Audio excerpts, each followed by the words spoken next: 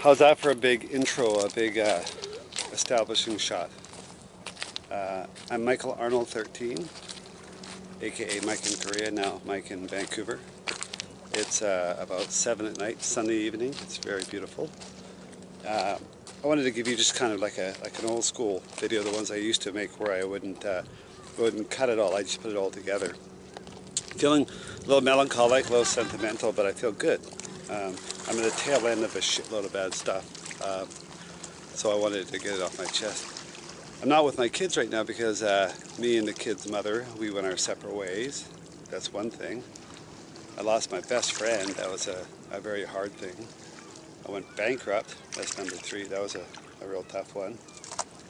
Returned home a few days ago in the place where I live now, my new place, and the lights were on. I looked around and somebody broke into my place, or I left the key. I left the door unlocked and somebody went in and put my stuff everywhere and didn't actually take anything, but that felt pretty shitty, have that feeling. And then just a couple days after that, number 5 on this 6-week string of bad luck, I found out that a dear friend of mine from a long time ago, and you know, once you have a friend that close, then they're always your friend, but he took the easy way out. He ended his life because of some stuff, and so he's in a better place now, but that was really hard to kind of fathom. So I've been going through these things, 5 things. That's, you know, it's really tough. It affected me physically. I talked about it affected me, like past tense. It's still bothering me, but now I'm actually getting some sleep. For a while there, I was getting like 3 hours sleep a night. I was having problems focusing, so I actually went to my doctor, and he said that's the classic case of a migraine headache. So I wasn't getting any sleep, and things were really tough.